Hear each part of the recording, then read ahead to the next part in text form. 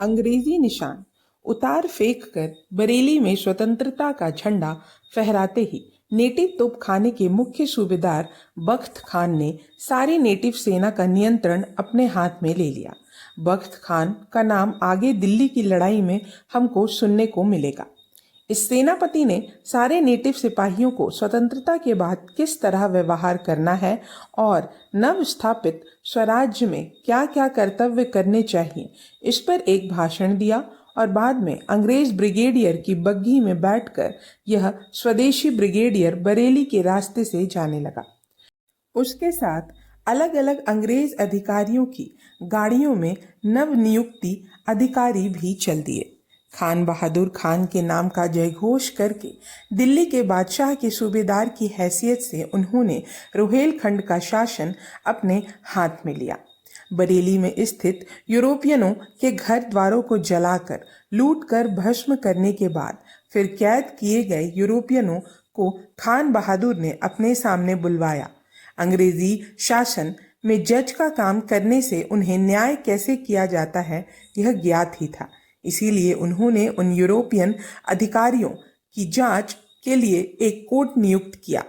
इन अपराधियों में व्याप्त प्रांत के लेफ्टिनेंट गवर्नर का दामाद डॉक्टर हे भी था।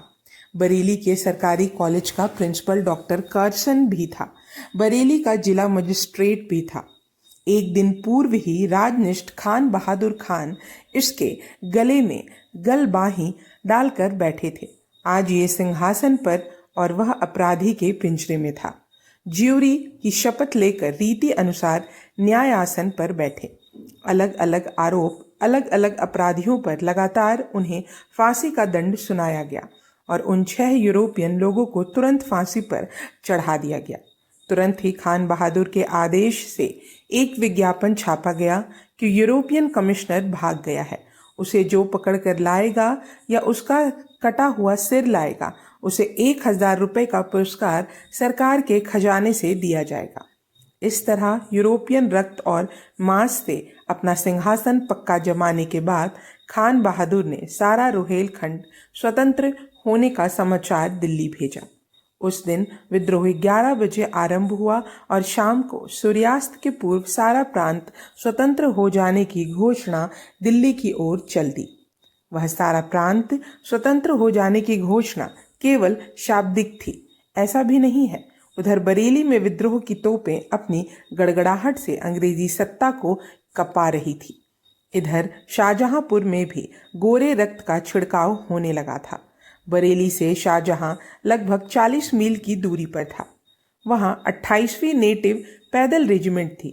मेरठ की खबर शाहजहांपुर 14 मई को पहुंची, परंतु अंग्रेज अधिकारियों को पता चल जाए ऐसा एक भी खुला कृत्य न होने से 31 मई का दिन भी अन्य दिनों की तरह बड़ी शांति, संतोष और उल्लास में उदय हुआ।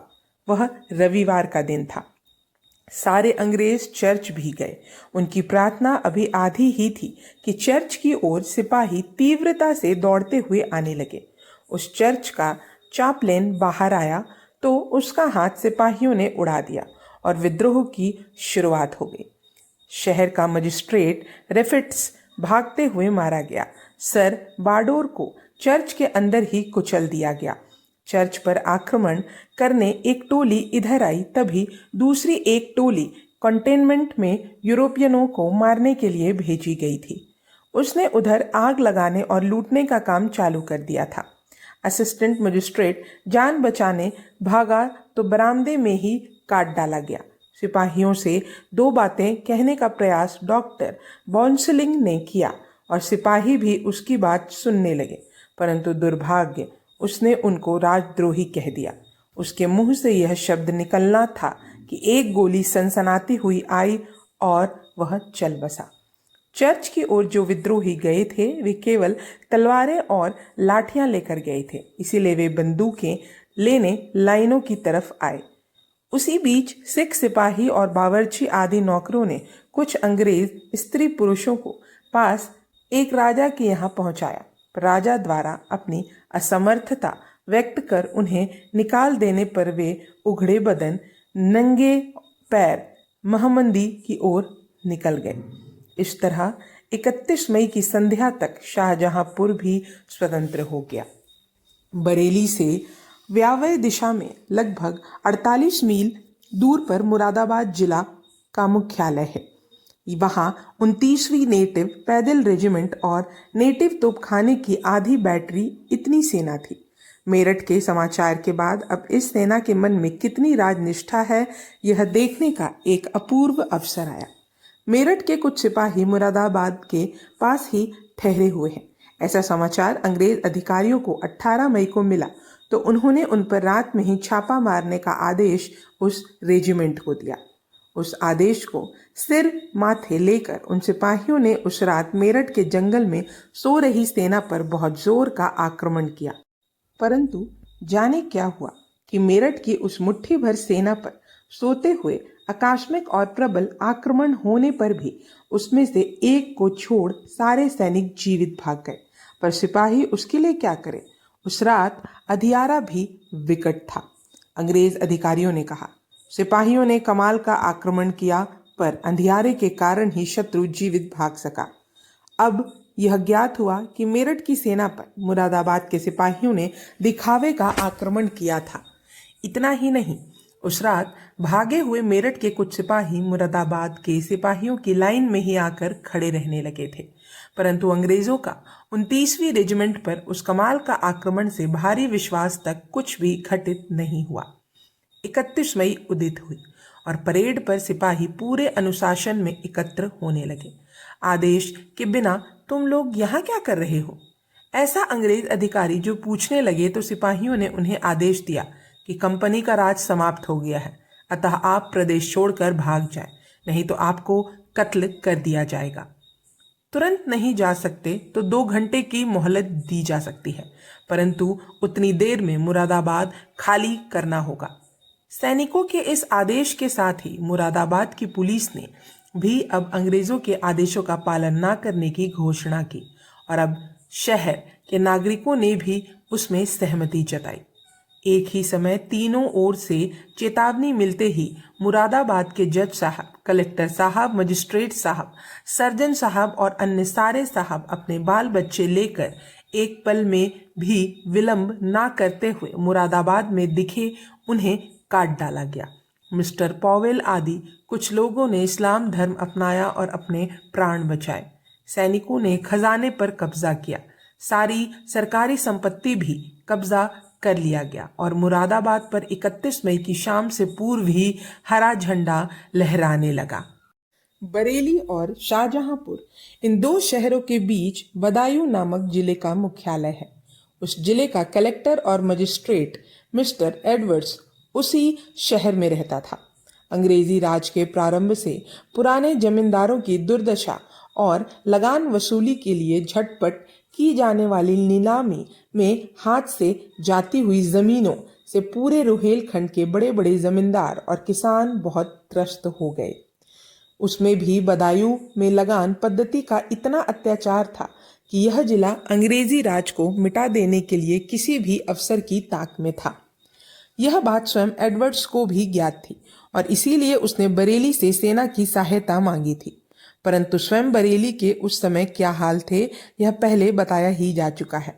फिर भी बरेली से यह लिखित प्राप्त हुआ कि 1 जून को हम यूरोपियन अधिकारी के अधीन सेना भेज रहे हैं। यह समाचार आते ही एडवर्ड्स बहुत खुश हुआ। वह 1 जून को बरेली के रास्ते की ओर आंखें गड़ाए बैठा रहा। उस रास्ते पर कोई सरकारी आदमी दौड़ता आ रहा है, वह भी उसे दिखने लगा, अर्थात बरेली से आने वाली सहायता का यह हराकार ही है। यह मान एडवर्ड्स ने उतावली में उससे प्रश्न किए, परंतु प्रश्न के उत्तर में बरेली से बदायूं का सेना सहायता के लिए आ रही है यह ना बताते हुए यह बताया गया कि बरेली में ही अंग्रेजी सत्ता समाप्त हो गई है। बदायूं में खजाने की सुरक्षा के लिए कुछ सिपाही रखे हुए थे। उसके अधिकारी से एडवर्ड्स ने पूछा, बरेली स्वतंत्र हो गई, बदायूं का क्या होगा? अधिकारी ने कहा, मेरे सिपाही राजनिष्ठ हैं, कोई डर नहीं है। उसने यह आश्वासन दिया ही था कि शाम को बदायूं में विद्रोह हो गया। खजाने के सैनिक, पुलिस और नागरिक सब ने फिरंगी राज डूब जाने की घोषणा कर दी और वह सारा जिला खान बहादुर खान के नियंत्रण में चला गया।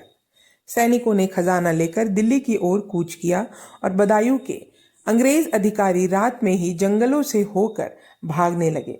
खाने को अन्न नहीं, पहनने को कपड़ा नहीं। ऐसी स्थिति में छिपते छिपते कभी कभी किसी गांव वाले के घर भैंसों के पीछे, जहां गोबर की दुर्गंध से नाक फट रही थी, वहां हाफते हाफते बिताते अंग्रेज महिलाएं, अंग्रेज कलेक्टर, मजिस्ट्रेट अपने प्राण बचाते भाग रहे थे। कुछ मारे गए, कुछ मर गए, कुछ दयालु नेटिवों के कृपाश्रय में प्राण बचाए बने रहे। इस तरह पूरा रुहेलखंड एक दिन के अंदर विद्रोह कर उठा। बरेली, शाहजहांपुर, मुरादाबाद, बदायूं आदि जिले के शहरों में स्थित सेना, पुलिस और जनता ने एक चेतावनी में ही 2 घंटों के अंदर ब्रिटिश सत्ता को सीमा पर समाप्त कर दिया। ब्रिटिश सिंहासन औधा हुआ, उस पर स्वकीय सिंहासन विराजमान हुआ। ब्रिटिश झंडा उतारकर उसके स्थान पर हरे झंडे लगाए गए। ब्रिटिश कोर्ट, कार्यालयों और थानों में हिंदुस्तान पर अधिकार करने वाले इंग्लैंड अपराधी के कटघरे में खड़ा हो गया। ऐसा यह विलक्षण परिवर्तन सारे प्रदेश में 2 घंटों में हो गया। रुहेलखंड से अंग्रेजी शासन का उन्मूलन रुकने के लिए स्वदेशी रक्त की एक बूंद भी खर्च नहीं करनी पड़ी। यह कितना बड़ा आश्चर्य था। रुहेलखंड गुलाम है, यह ना कहकर रुहेलखंड स्वतंत्र है, ऐसा सबने कहा और वह स्वतंत्र हुआ। सेना, सिपाही, नागरिक सबके विद्रोह करते ही हर जिले के मुख्य शहर से 2-4 यूरोपियन अधिकारियों को निकाल देने से अधिक उस प्रदेश को स्वतंत्र करने को कुछ भी अधिक काम नहीं करना पड़ा। गुप्त कार्यक्रम, मजबूत संगठन और उसके द्वारा की गई तीव्रित कौशलपूर्ण कार्यवाही, इन बातों के आधार पर अंग्रेजों के कब्जे से निकलते ही रुहेलखंड ने खान बहादुर खान का शासन स्वीकार किया। पहले बताया गया है कि यहाँ के सारे सैनिक बरेली के तोपखाने के सूबेदार बख्त खान की अधीनता में दिल्ली की ओर लड़ने चल दिए। उसके बाद खान बहादुर खान ने प्रदेश का बंदोबस्त रखने के लिए नई सैनिक भर्ती चालू की और राजधानी के अधिकतर पहले के लोग ही रखे गए और वरिष्ठ स्थानों पर नए स्वदेशी अधिकारियों की नियुक्ति की गई। सरकारी पैसा दिल्ली के बादशाह के नाम पर वसूल किया जाने लगा। न्याय देने के लिए पहले जैसे ही कोर्ट खोले गए, पहले के ही नौकर नियुक्त कर दिए गए। संक्षेप में, जहां यूरोपियन अधिकारी होते थे, वहां हिंदुस्तानी नियुक्त करने के सिवाय किसी भी विभाग में राज्य क्रांति के धक्के से अन्य तरह का परिवर्तन नहीं हुआ।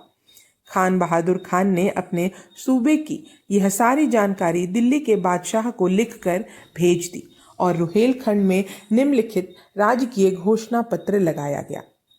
हिंदुस्तान देश के वासियों, स्वराज्य प्राप्ति का दुर्लभ अवसर तुम्हें प्राप्त हो गया है। उसको स्वीकार करोगे या अनादर? इस अपूर्व और असाधारण अवसर का तुम लाभ लोगे या उसे हाथ से फिसल जाने दोगे? हिंदू बंधुओं और मुसलमान भाइयों, यह ध्यान में रखना कि यदि अपने हिंदुस्तान देश में इन अंग्रेजों को तुमने रहने दिया तो ये तुम्हारे देश का सत्यानाश और तुम्हारे धर्म का विनाश किए बिना कभी भी रहने वाली नहीं है। अंग्रेजों के फरेब के कारण आज तक हिंदुस्तान के निवासियों ने अपनी गर्दन अपनी ही तलवार से काटी है। अतः वह गृह कलेश की गलती हमें अब ठीक कर लेनी चाहिए। मुसलमानों से लड़ने की सलाह हिंदुओं को देना और हिंदुओं के विरुद्ध चलने की बात मुसलमानों को कहना, इस कपट नाटक का प्रयोग अंग्रेज लोग अब भी करना चाहेंगे। परंतु हिंदू बंधुओं, आप उनके जाल में मत फंसना। चतुर हिंदू बंधुओं से यह कहना आवश्यक नहीं है कि अंग्रेज लोग अपने वचन का कभी भी पालन नहीं करते। झूठी सच्ची बातें कहकर बहलाने में वे उस्ताद हैं। वे पृथ्वी से अन्य धर्मियों का नाश करने के लिए आज तक प्रयास करते रहे हैं। उन्होंने दत्तक संतान के अधिकार छीने, देशी राजाओं के प्रदेश और राज्य उन्होंने डुबा दिया। हिंदू और मुसलमान दोनों को ही उन्होंने पैरों तले कुचला। मुसलमान भाइयों, तुम्हें कुरान की परवाह हो और हिंदुओं, आपको गौ माता की चिंता हो, तो अब आपस के भेदभाव भूलकर इस जिहाद में सब लोग सम्मिलित हो जाओ। एक झंडे के नीचे लड़ते लड़ते मैदान में कूद पड़ो और हिंदुस्तान से अंग्रेजों का नाम रक्त के प्रवाह से धो डालो। हिंदुस्तान से फिरंगियों को नष्ट करने के लिए यदि हिंदू लोग मुसलमानों के साथ लड़ेंगे, यदि स्वदेश की मुक्ति के लिए वे रणांगन बनाएंगे, तो उनके देश अभिमान के इनाम स्वरूप गौ माता का वध बंद कर दिया जाएगा। इस धर्म युद्ध में जो स्वयं लड़ेगा या दूसरों को लड़ने के लिए द्रव्य सहायता करेगा, वह ऐहिक और पारमार्थिक स्वतंत्रता प्राप्त करेगा। परंतु यदि कोई इस स्वदेश युद्ध के विरुद्ध जाएगा, तो वह स्वयं के सिर पर आघात करके आत्महत्या का अपराधी होगा। यह भाग यहीं समाप्त होता है। अब हम अगले भाग में जानेंगे बनारस और इलाहाबाद। तब तक के लिए धन्यवाद।